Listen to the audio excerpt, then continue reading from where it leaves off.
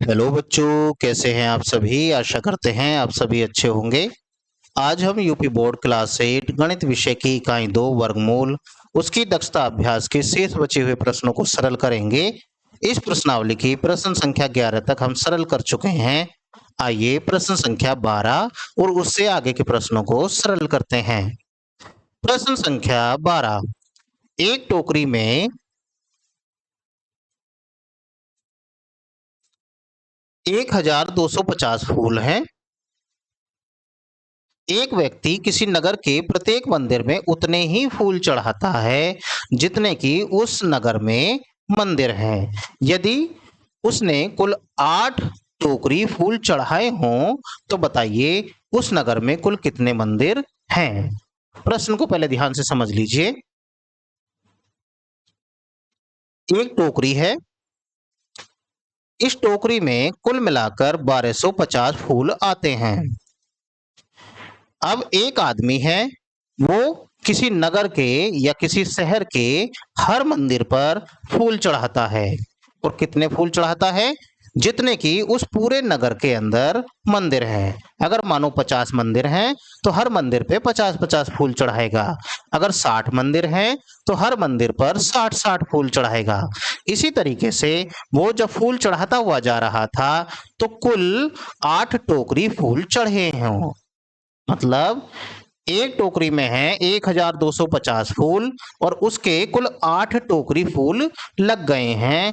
इस प्रकार उसने कुल कितने मंदिर हैं जिनके ऊपर फूल चढ़ाए हैं। देखिए, एक टोकरी में है 1250 फूल और उसने कुल 8 टोकरियां फूल चढ़ाए हैं। पहले ये पता करिए कुल कितने फूल उसने चढ़ाए हैं। एक टोकरी में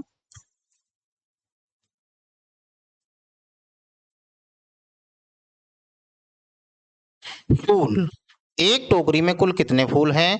वो है 1250। ऐसे ही 8 टोकरी में फूल निकालने हैं तो 1250 में गुणा करनी पड़ेगी 8 से। करिए, 8 0 0, 8 पंजे 40 की जीरो, हाथ से लगेंगे 4, 8 दूनी 16, 4 20 की जीरो, हाथ से लग जाएंगे 2, 8 एकम 8 और 2 10।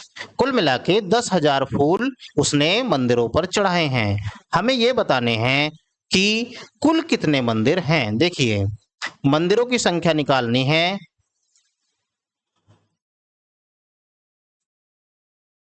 मंदिरों की संख्या, अगर आपको मंदिरों की संख्या निकालनी है तो जितने फूल चढ़ाए गए हैं इसका निकालना पड़ेगा वर्गमूल। इस प्रकार की जो संख्या दी जाती हैं, देखिए एक के बाद सारी जीरो आई हैं तो जितनी जीरो आई हैं इसकी आधी जीरो आ जाएंगी पहली बात वर्गमूल निकालते समय। और एक का वर्गमूल एक ही होता है, ये इसका आंसर हो जाएगा। इसका मतलब मंदिरों की कुल संख्या जो है वो हो जाएगी 100। अगर आप इसको इस तरीके से ना करके गुणनखंड विधि से करना चाहते हैं तो आपको सबसे पहले भाग करते हुए चले जाना है। पहले यहाँ 2 से भाग करेंगे तो 5000 रह जाएगा, फिर 2 से भाग करेंगे तो इस बार 2500 रह जाएगा, फिर 2 से भाग करेंगे 1250 रह जाएगा, फिर 2 से भाग करेंगे 625 रह जाएगा। अब ये 5 से कटना शुरू हो जाएगा, 5 से काटेंगे इसको 125 बार कट जाएगा, फिर 5 से काटेंगे इसको ये 25 बार कट जाएगा, फिर 5 से भाग करेंगे इसको ये कट जाएगा 5 बार और फिर लास्ट में 5 से भाग करेंगे ये 1 बार कट जाएगा। इनके जोड़े बना लेने हैं। इस तरीके से आप अगर आप करना चाहें तो इस तरीके से भी इसको कर सकते हैं। वैसे अगर जीरो वाली संख्या कोई दे रखी हो जिसका हमें निकालना है वर्गमूल, जितनी जीरो दे रखी है उसकी आधी जीरो लगाइए, उसके बाद जो अंक दे रखा है उसका निकाल के वर्गमूल लिख दीजिए, वही उसका आंसर हो जाता है। आइए प्रश्न संख्या 13 करते हैं। प्रश्न संख्या 13। 15 अगस्त को कक्षा 6 की प्रत्येक छात्रा को उतने ही ग्राम, ध्यान रखिएगा ग्राम, मिठाई दी गई जितने की उस कक्षा में छात्राएं थी। मतलब 15 अगस्त का कार्यक्रम है, कक्षा 6 की प्रत्येक छात्रा को उतने ही ग्राम मिठाई दी गई जितनी की उस कक्षा में छात्राएं थी। यदि कुल 1.6 किलोग्राम मिठाई बांटी गई तो ज्ञात कीजिए उस कक्षा में कुल कितनी छात्राएं हैं और प्रत्येक छात्रा को कितने डेकाग्राम मिठाई मिली। यहाँ दो बातें हैं। यहाँ पर जो मिठाई हमें बतानी है कितने ग्राम मिली, वो बतानी है डेकाग्राम में। मिठाई हमें दी गई है किलोग्राम में, मिठाई बांटी गई है ग्राम में। तीन चीज एक साथ आ रही हैं। एक कक्षा है, उस कक्षा में जितनी लड़कियां हैं हर लड़की को उतने ही ग्राम मिठाई बांटी गई। अगर कक्षा में 10 लड़कियां हैं तो सबको 10-10 ग्राम देंगे। अगर कक्षा में 15 लड़कियां हैं तो सबको 15-15 ग्राम देंगे। इस तरीके से मिठाइयां बांटी गई हैं। अब कुल मिठाई जो बटी है वो बटी है 1.6 किलोग्राम। तो पहले इसी को ग्राम में बदलिए, क्योंकि मिठाई जो बच्चों को बांटी गई है वो ग्राम में बांटी गई है। तो मिठाई वो है 1.6 किलोग्राम। अब क्योंकि मिठाई बांटी गई है ग्राम में तो आप इसको बनाएंगे ग्राम में। किलोग्राम को ग्राम में बदलने के लिए 1000 से करनी पड़ती है गुणा। 1000 से गुणा करती ये बन जाएगा ग्राम में। इसे सही से करके लिखेंगे, ये आ जाएगा 1600 ग्राम। इस तरीके से मतलब जो लड़कियों में मिठाई बांटी गई है वो है 1600 ग्राम। आपको ये पता करना है कुल कितनी लड़कियां उस क्लास में थी, तो इस 1600 का निकालना पड़ेगा वर्गमूल। तो लिखेंगे छात्राओं की संख्या बराबर, अगर छात्राओं की संख्या निकालनी है आपको निकालना पड़ेगा इसका वर्गमूल। अब देखिए ये संख्या भी जीरो वाली संख्या है। कितनी जीरो इसमें आई हुई है?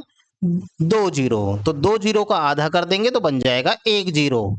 अब 16 का वर्गमूल होता है 4, तो इसका मतलब 1600 का वर्गमूल हो जाएगा 40। इस तरीके से आप कर सकते हैं। ऐसा नहीं करना चाहते तो गुणनखंड विधि या फिर भाग विधि, जोन सा आपका मन करे उस विधि को लगाकर इसका वर्गमूल निकाल सकते हैं। तो छात्राओं की कुल संख्या है 40 और उनको मिठाई भी मिलेगी 40 ग्राम। तो मिठाई मिली, यहां लिखेंगे प्रत्येक छात्रा को, प्रत्येक छात्रा को मिठाई मिली। कितनी मिलेगी? 40 ग्राम। अब देखिए क्योंकि 40 लड़कियां हैं और जितनी लड़कियां उतने ही ग्राम उसको मिठाई मिलनी है, तो लड़कियों को मिलेगी 40 ग्राम। अब ग्राम को बदलना है आपको डेकाग्राम में, क्योंकि हमसे पूछा गया है छात्राओं को कितनी डेकाग्राम मिठाई मिली। ग्राम को डेकाग्राम में बदलना है, इसमें 10 से कर दिया जाता है भाग। 10 से भाग करते ही बन जाएगा 4 डेका ग्राम। ये है आपका आंसर।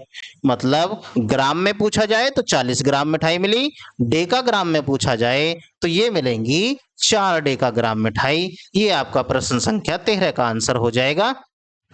आइए प्रश्न संख्या 14 सरल करते हैं।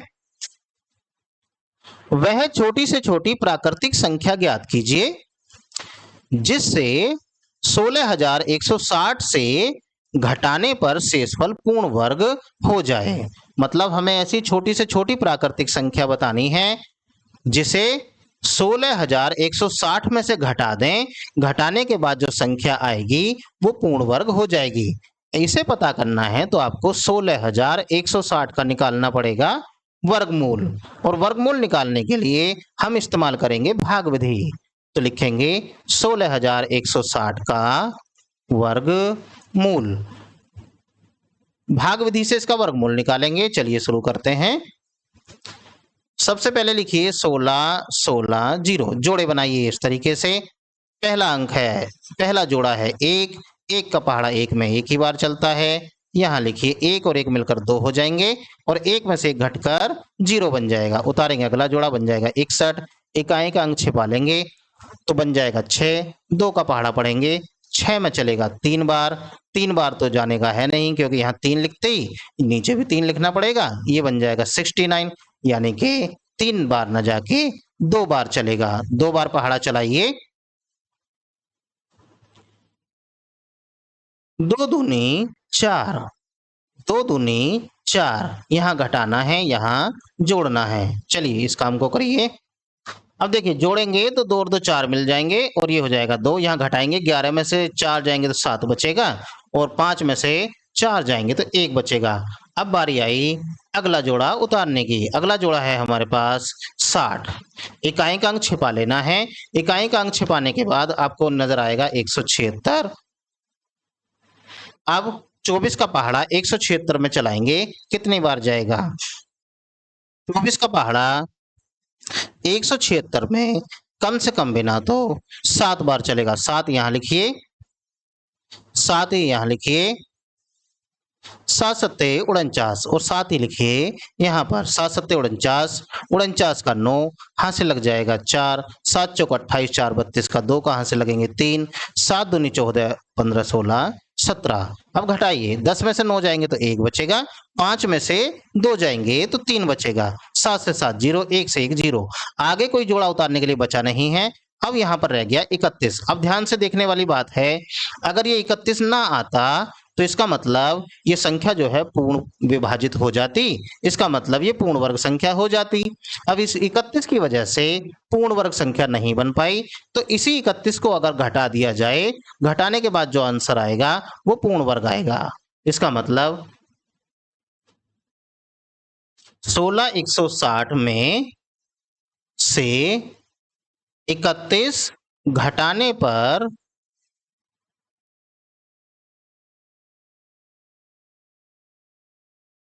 प्राप्त संख्या पूर्ण वर्ग होगी। हमसे केवल ये पूछा है कि वो संख्या बताइए जिसे घटाने पर पूर्ण वर्ग होगी।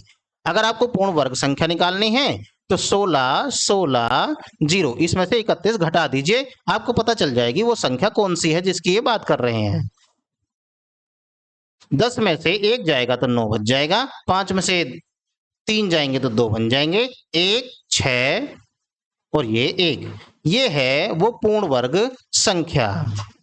चलिए अगला प्रश्न देखते हैं।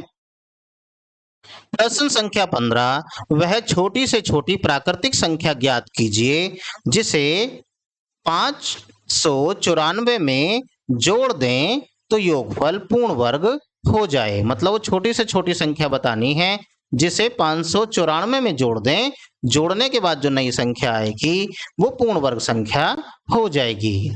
चलिए इसे भी करते हैं। ऐसी संख्याओं को जब हाँ पूर्ण वर्ग के बारे में पूछा जाए, भाग विधि से पहले निकाला जाता है इनका वर्गमूल।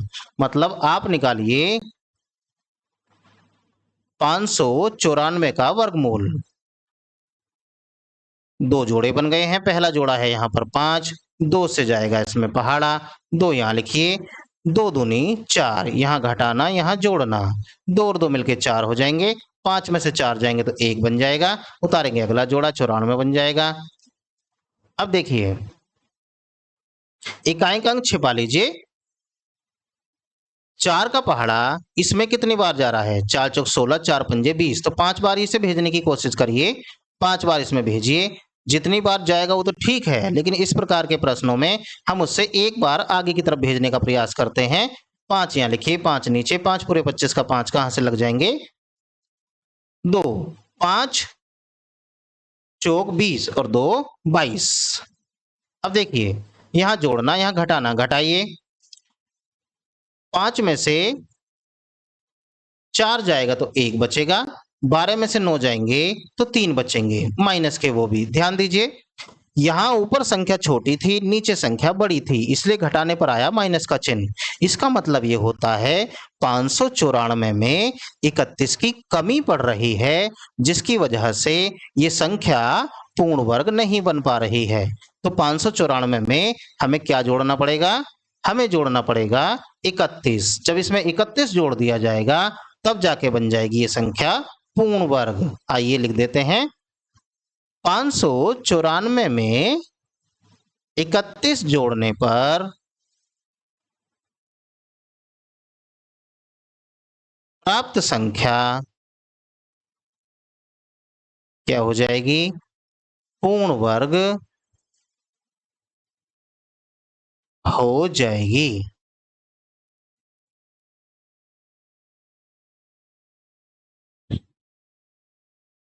ये आपका आंसर हो गया। आपको पता करना है वो संख्या कौन सी है जो पूर्ण वर्ग बनेगी।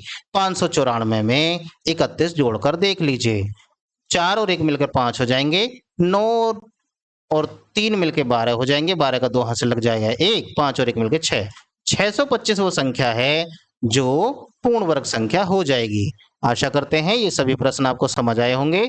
शेष बचे प्रश्नों को हम अगली वीडियो में सरल करेंगे। वीडियो को देखने के लिए आपका धन्यवाद। Thanks for watching.